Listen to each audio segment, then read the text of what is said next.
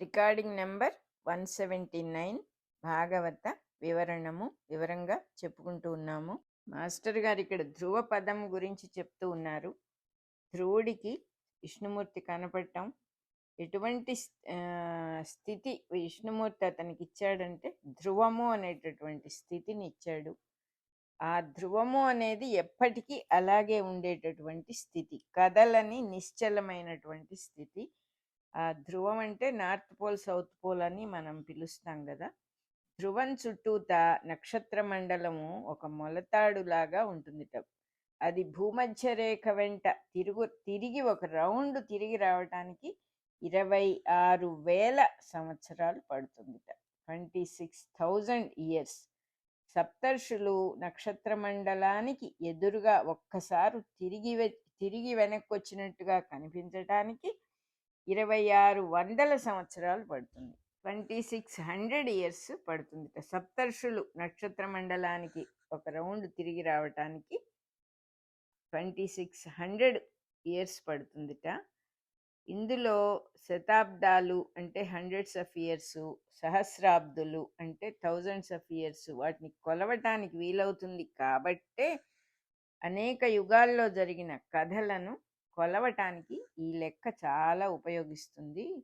అందులో ఉన్న చక్రవర్తులు ఏ కాలంలో పరిపాలన చేశారు అని చెప్పడానికి కూడా ఇదే ఆధారము.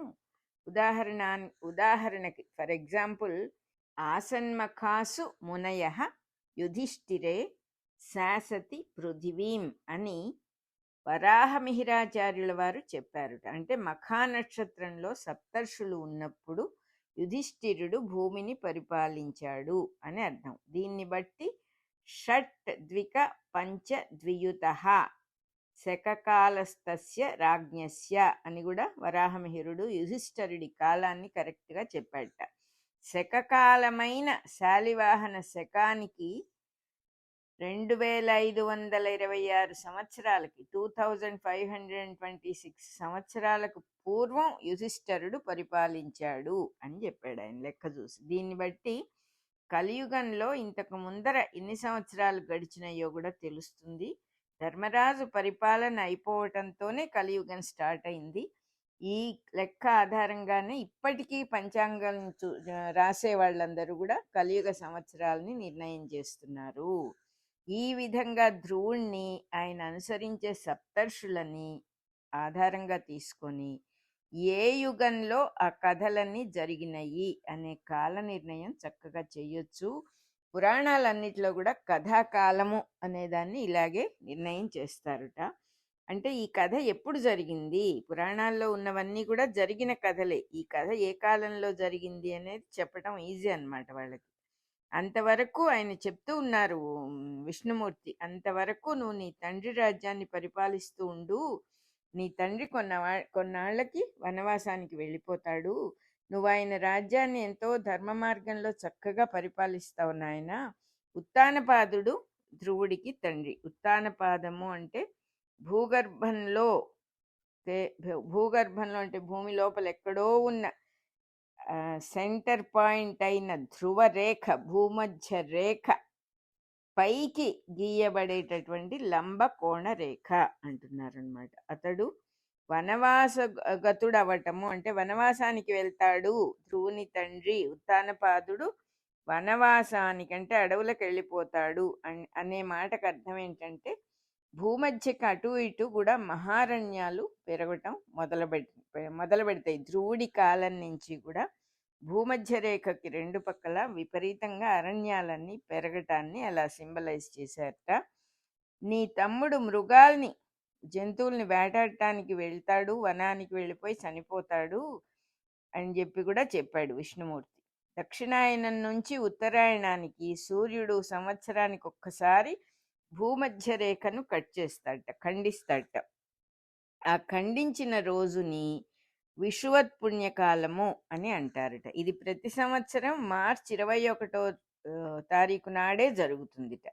ఆ రోజు భూమధ్య రేఖ మీద నిల్చొని కొలవగలిగితే అహోరాత్రాలు సమభాగాలుగా ఉంటాయి. అంటే రాత్రి పగలు సమానంగా ఉంటాయిట. ఈ బిందువును వేదాల్లో పురాణాల్లో యజ్ఞమృగము అని అంటారట. మృగము అనే మాటకు అర్థం ఏంటంటే వెదుకబడునది. వెదకటము అనేది ఎవరిని గురించి చేస్తారంటే ఒక మృగాన్ని వెతకటము అనే చెప్పాలట. ఈ బిందువే అంటే ఈ డాట్ అనేది సౌర సంవత్సరానికి సంవత్సరాదిగా వస్తుంది. ఆ స్టార్టింగ్ పాయింటే సంవత్సర ఆది, ఉగాది అన్నమాట.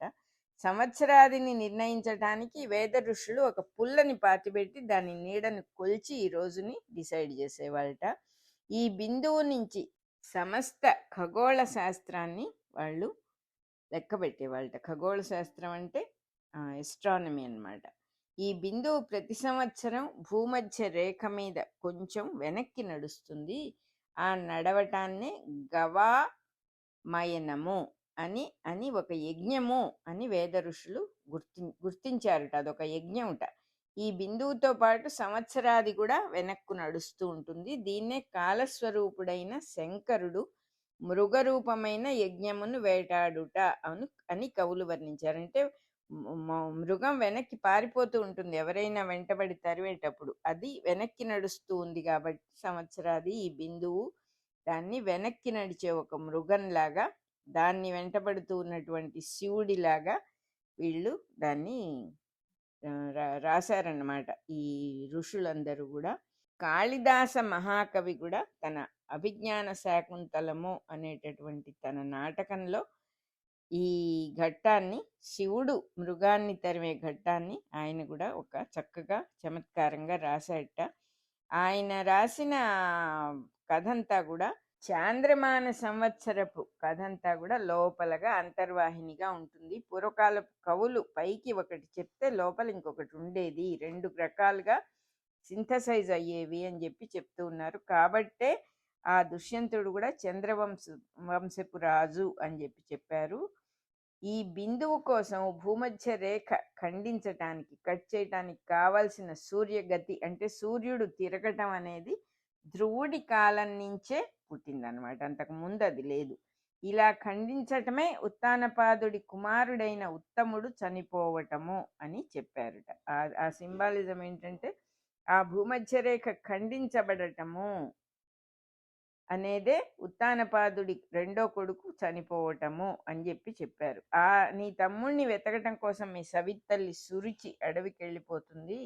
అడవిలో వెతుకుతూ వెతుకుతూ ఆవిడ కూడా ఆ కార్చిచ్చులో ఆ దావాగ్నిలో చిక్కుకొని చనిపోతుంది అని చెప్పి చెప్పాడు విష్ణువు. విషువద్బిందువు వెనక్కి జరగటమే సురుచి కొడుకును వెతకటం. ఆ బిందువు నుంచి వసంత ఋతువు ప్రారంభం అవుతుంది. అడవుల్లో చెట్లు రాచుకొని నిప్పు పుట్టి అడవులు తగలబట్టము అనేది స్టార్ట్ అయింది అని అర్థం అన్నమాట. ఇంకా కూడా విష్ణుదేవుడు ఇట్లా అన్నాడు, ఓ పుణ్యమూర్తి, ధ్రువుడిని పుణ్యమూర్తి అని పిలిచాడు విష్ణుమూర్తి. యజ్ఞస్వరూపుడనైన నన్ను సంపూర్ణమైన దక్షిణలతో కూడిన యజ్ఞాలన్నిటితో నువ్వు నన్ను పూజ చేస్తావు, ఎన్నో యజ్ఞాలు చేస్తావు, సత్యములైన ఇహ సౌఖ్యాలన్నీ కూడా అనుభవిస్తావు. చివర కాలంలో నన్నే తలుచుకుంటూ సర్వలోకాలతో నమస్కరించబడే స్థానానికి వెళ్తావు నువ్వు. ఇంకా నీకు పునర్జన్మలు ఉండవు. సప్తర్షి మండలం కన్నా పైన నా పదాన్నే నువ్వు పొందుతావు. ఇట్లా పలికి ధ్రువుడు చూస్తూ ఉండగానే తన పట్టణానికి వెళ్ళిపోయాడు విష్ణుమూర్తి. సంపూర్ణ దక్షిణలు గల యజ్ఞము అంటే సంవత్సరములుట. అహోరాత్రములు, యుగములు మొదలైన కొలతలను పట్టుకొని భూగోళం చక్కగా సక్రమంగా తిరగటం, పరిభ్రమించటం, దానివల్ల ఋతుధర్మాలు, వర్షాచక్రము మొదలైన మొత్తం అంతా ప్రకృతిలో ఉండేటటువంటివన్నీ కూడా ఆ సైకిల్గా రావటం, భూమి మీద పంటలన్నీ చక్కగా పండి జీవులకు ఆహారము, నీళ్లు అన్నీ సమకూరటం, ఆ సైకిల్ అంతా కూడా సంవత్సరంగా ఏర్పడటమే ధ్రువుడు చేసే యజ్ఞము అని చెప్పి చెప్తూ ఉన్నారు. అంతకు ముందున్న జీవులు సమస్తము భావమయంగానే అనుభవిస్తున్నారు, కానీ నిజంగా భూమి మీద భౌతిక శరీరాలు సంపూర్ణంగా ఏర్పడటం, ఇంద్రియాలతో సుఖం అనుభవించటం, అవన్నీ కూడా ఇప్పుడే ధ్రువుడి తర్వాతనే స్టార్ట్ అవుతాయి అన్నమాట. భూమి మీద పరిభ్రమణను అనుభవించే వాళ్ళందరికీ పునర్జన్మలు ఉంటాయి. భూమి మీద తిరిగే వాళ్ళందరికీ పునర్జన్మలు ఉంటాయి, మళ్ళీ మళ్ళీ పుట్టడం ఉంటుంది. కానీ ధ్రువుడు తిరగకుండా ఒక చోటే ఉంటాడు కాబట్టి అతనికి పునర్జన్మ ఉండదు. ఉత్తర ధ్రువానికి ఎదురుకుండా సప్తర్షి మండలం ఉంది. వానికంటే ఉత్తరముగా అంటే ధ్రువానికి సూటిగా ధ్రువ తార ఉన్నది. ధ్రువుడు ఆ తారలో ప్రతిష్ఠితుడై కదలకుండా భూమి తిరగటానికి ఒక ఇరుసుగా పనిచేస్తాడు. తను కదలకుండా ఉండి దీన్ని తిరగటానికి సహాయం చేస్తాడనమాట. ఇతని కన్నా పైన ఏముందంటే ఆకాశమే ఉంది. అందులో సుడిగుండం అనేది ఒక కేంద్రంలాగా ధ్రువతార మీదగా భూమి మీద ఉత్తర ధ్రువంలో పనిచేస్తూ ఉంటే అదే ధ్రువుడు భూమిని పరిపాలించటము అని చెప్తూ ఉన్నారు ఇక్కడ. ఈ భ్రమణము అంటే ఈ తిరగటం అనేది మొత్తం 27 రోజుల 27 సంవత్సరములు 27 శతాబ్దులు 27 సహస్రాబ్దులుగా మొట్టమొదట ఈ సైకిల్ అంతా కూడా ఏర్పడుతుందిట. కాబట్టి 20,000 సంవత్సరాలు పూర్తి చేసిన సంఖ్యతో ధ్రువుడు పరిపాలిస్తాడు అని చెప్పారు. ధ్రువతారకు పైన ఉన్న ఆకాశంలో ఉన్న శక్తుల సుడిగుండంగా పనిచేసే చోటుకి విష్ణుపదము యొక్క బొటన వ్రేలు అని పేరుట. ఇప్పుడు మనం జాగ్రత్తగా చదువుకుంటే ఇది మొత్తం ఏ పురాణమైనా కూడా సృష్టి గురించి మాట్లాడతాయి. కథలన్నీ సృష్టికి సంబంధించినవే ఉంటాయి, కానీ కథలుగా చెప్తారు, మర్చిపోకుండా ఉంటామని ఒకటి. సూక్ష్మలోకాల్లో నిజంగానే ఈ కథ జరగటం ఉంటుంది. స్థూల లోకాల్లోకి ఇలా మెటీరియలైజ్ అవుతాయి అన్నమాట. అంటే మనకు కూడా ఒక ప్రింట్ ఉంటుంది. ఒక వస్తువు తయారు చేసే ముందు మన మనస్సులోనో ఒక పేపర్ మీదో దాని తాలూకు నమూనా ఉంటుంది. దాన్ని మనం మెటీరియలైజ్ చేస్తాం. వీళ్ళు అదే వాళ్ళ దగ్గర నుంచే మనకు వచ్చింది. యాక్చువల్గా ఒరిజినాలిటీ ఏంటంటే సూక్ష్మలోకాల్లో అంతా ఉంటే దాన్ని మెల్లగా బయటికి తీసుకొచ్చి భూమి మీద ఎస్టాబ్లిష్ చేస్తారనమాట. అదే సృష్టించటము అంటే. విష్ణుపదము యొక్క బొటనవేలు అనే చోటి నుంచే దిగి వచ్చిన ప్రజ్ఞామయమైన ధార ఆకాశగంగా అని అంటారట. ధ్రువుడు అక్కడే ఉండి ధ్రువతార మీదగా ఉత్తర ధ్రువం నుంచి దక్షిణ ధ్రువం దాటి రేఖను కల్పించి తన రాజ్యాన్ని పరిపాలిస్తాడు. ఇట్లాంటి రేఖను మొట్టమొదటగా మన భూగోళానికి యజ్ఞవరాహమూర్తి తన కోరలతో ఏర్పరిచాట. ఆ పైన భూగోళం చుట్టూతా కూడా భూమధ్య రేఖను మనువు ఏర్పరిచాట. ధ్రువరేఖను ధ్రువుడు ఏర్పరిచాడు. అంటే సృష్టిలో ఒక్కొక్కటే ఎలా యాడ్ చేసుకుంటూ వచ్చారు వాళ్ళు అని రాస్తున్నారు. వరాహమూర్తి ఏర్పరిచిన రేఖలన్నీ కూడా దాన్ని బట్టే గోళాలకు అసలు ఉండటము, ఎగ్జిస్టెన్స్, ఆ రేఖల్ని బట్టే ఒక ఎగ్జిస్టెన్స్ అనేది ఏర్పడింది.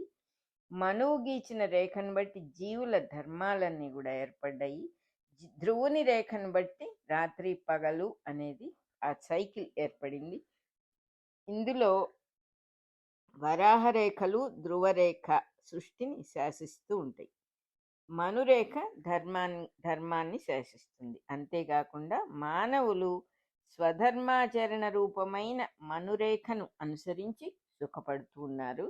మనువు నుంచి రేఖగా వస్తున్న మార్గము పరమముగా అంగీకరించి అదే నిజమైనటువంటి మంచి పద్ధతి, అదే చక్కని మార్గము, అదే పరమైన మార్గము. ఇహము పరము అని అంటాం కదా, అటు ఇటు దాటకుండా చక్రనేమియందు అంటే నియమించబడిన ఆ చక్రంలోనే దిలీపుడి ప్రజలంతా ఉన్నారు అని కాళిదాసు కూడా రఘువంశం అనేటటువంటి తన కావ్యంలో వర్ణించాట.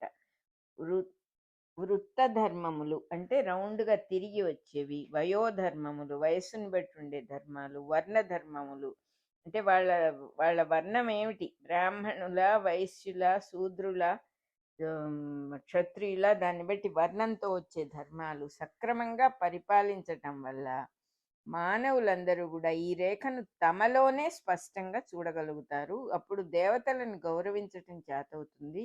దేవతలంతా కూడా జీవులకు చక్కగా సమయానికి వర్షాలని కురిపిస్తారు, చక్కగా పంటలు పండుతాయి, గోసంపద అంతా కూడా బాగా వృద్ధి పొందుతుంది. దేవతలు కూడా మానవుల్ని గౌరవిస్తారు. ఇట్లా పరస్పరం ఒకళ్ళనొకళ్ళు గౌరవించుకోవటమే యజ్ఞము. ఈ యజ్ఞ మార్గంలోనే దేవతల్ని గౌరవించటం వల్ల దేవతలు కూడా మిమ్మల్ని గౌరవిస్తున్నారు అని భగవద్గీతలో కృష్ణుడు కూడా చెప్పాడు కదా అంటున్నారు.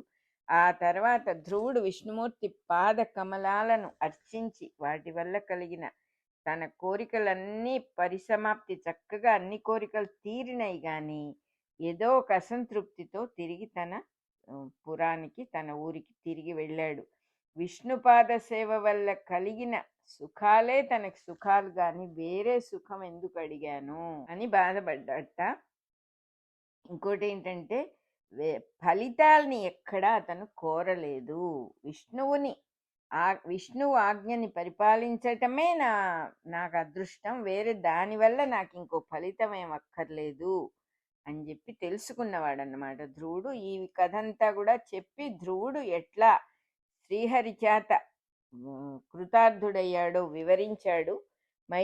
వివరించిన మైత్రేయుడితో మళ్ళా విదురుడు ఇట్లా అడిగాడు. విదురుడు మైత్రేయుడి సంభాషణ అన్నమాట ఇక్కడ జరుగుతూ ఉన్నది. మునీంద్ర, ధ్రువుడు రాజ్య సుఖాల్లో తృప్తి పడలేదంటున్నావు.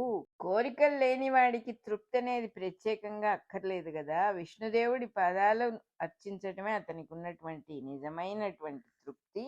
అందువల్లనే ధ్రువుడికి ఇంత గొప్ప స్థితి వచ్చింది, ఇంకా మిగతా వాళ్ళకి అది సాధ్యం కాదు కదా అని అన్నాడు విదురుడు. అనేక జన్మల్లో గాని పొందరాని ఆ స్థితిని ఒక్క జన్మతోనే పొందాడు ధ్రువుడు. అట్లాంటి ధ్రువుడికి కోరిక తీరలేదు అనే అసంతృప్తి ఎట్లా కలుగుతుంది, అది అసలు ఎలా సాధ్యము అని అడిగితే మైత్రేయుడు ఇట్లా అన్నాడు. ధ్రువుడికి అసంతృప్తి దేనికి అని అడిగావు. తన పినతల్లి తన్ను ఎన్నో చెడు మాటలు అన్నది, అవి బాణాల్లాగా మనస్సును బాధ పెట్టినాయి. వాణ్ణి మనస్సులో తలుచుకుంటూ ధ్రువుడు చేసిన తపస్సు, కోరికలతో తపస్సు చేస్తేనే మోక్షం కోసం విష్ణువుని అర్చించలేకపోయాను కదా అని అసంతృప్తి పడ్డాడు. అదేమిటి, ఇంట్లో ఏదో జరిగితే ఆ కోరిక పెట్టుకొని నేను ప్రభువుని అర్చించవచ్చా? విష్ణుమూర్తిని దేనికోసం మనం అర్చించాలంటే కేవలం మోక్షం కోసమే చెయ్యాలి. అది కూడా ఆ మోక్షం కోసమని మర్చిపోయి సమస్తాన్ని ఆయనకి శరణాగతి చేసి పూజ చెయ్యాలి. ఏ పూజ చేసినా, ఏ వ్రతం చేసినా, ఏదైనా కోరికతో చేసినప్పుడు కోరికలో మనం బంధించబడతాము. అడిగినంత మటుకే దైవం ఇచ్చి ఊరుకుంటాడు. అలా కాకుండా తండ్రి నీ దయ, నువ్వు ఎలా అనుకుంటే అలా, నువ్వేది ఇవ్వాలనుకుంటే ఏది నువ్వు ఇస్తావో అదే నాకు ప్రసాదం, ఇది కాదు అది అని అడిగే హక్కు లేదు. నేను అడిగినందువల్ల అది వస్తుందని కూడా నాకు నమ్మకం లేదు. నాకు ఏది ప్రాప్తమో అదే నువ్వు ఇవ్వగలుగుతావు అని నమస్కరించి సమస్తాన్ని దైవానికి వదిలేయటం అనేది ఉత్తమమైన అర్చన. ఆ విషయమే అనుకుంటున్నాడు అన్నమాట ధ్రువుడు. ఇంకా కూడా ఇట్లా అనుకుంటున్నాడు. జితేంద్రియులు మహానుభావులైన సనక సనందనాథులందరూ కూడా అనేక జన్మల్లో యోగాభ్యాసాలు, తపస్సులు, సమాధి స్థితులు పొంది విష్ణుదేవుడి పాదపద్మాలను తెలుసుకున్నారు. వాళ్ళ భక్తి ఎన్నో జన్మల సుకృతము. అట్లాంటి పరమేశ్వరుణ్ణి నేను 6 నెలలు మాత్రం తపస్సు చేసి అతని పాదపద్మాల దగ్గర రక్షణ పొందాను. నేను ఇంతటి అనుగ్రహానికి పాత్రుడనయ్యాను. ఇంతటి అనుగ్రహం నాకు వచ్చింది ఆయన దగ్గర నుంచి. కానీ నేనేమడిగాను, అందరికంటా ఎత్తైన స్థితి కావాలి, ఎవరికి అందనిది నాకు కావాలి అని అడిగాను. అట్లాంటిది తప్పు కదా, అలా అడగకూడదు కదా. మోక్షం అడిగి ఉండవలసింది పరమాత్మని. పరమాత్మంతటి వాడు వస్తే వేరే వేరే కోరికలు కోరటం కంట ఇంకా దురదృష్టమే ఉంది. ఆ పరమార్థాన్ని నేను తెలుసుకోలేకపోయానే. నారదుడు హెచ్చరించినా కూడా నేను తెలుసుకోలేకపోయానే. నువ్వేమిటి మీ పినతల్లి కోప్పడిందని వచ్చావు కదా, అటువంటి మనసుతో తపస్సేం చేస్తావు, వెనక్కి వెళ్ళమని కదా నారదుడు నాకు చెప్పింది, నేను అది గ్రహించలేకపోయాను కదా అని బాధపడుతూ ఉన్నాడు. కలలో ఉన్నవాడు తనొక్కడే అయినా కూడా చాలా మంది ఉన్నట్టుగా చూస్తాడు. అట్లాగే నేను కూడా భిన్న దృష్టి పడ్డాను. నారాయణుడిలో అభేదాన్ని చూడలేకపోయాను. అంతా ఒకటేని తెలుసుకోలేకపోయాను. దుఃఖము నన్ను వెంటాడింది. దుఃఖమే సోదరుడై వెంటాడింది. తండ్రి తొడ మీద కూచోవటము అనే భావం తపస్సుకున్న మొత్తం స్వరూపంగా నిలబడింది. వాడి అనుగ్రహం పొంది కూడా, అటువంటి వాని అనుగ్రహం పొంది కూడా అశాశ్వతములైన నిరర్ధకాలు వేస్ట్గా పిచ్చి కోరికలన్నీ అడగటం అనేది మిగిలింది.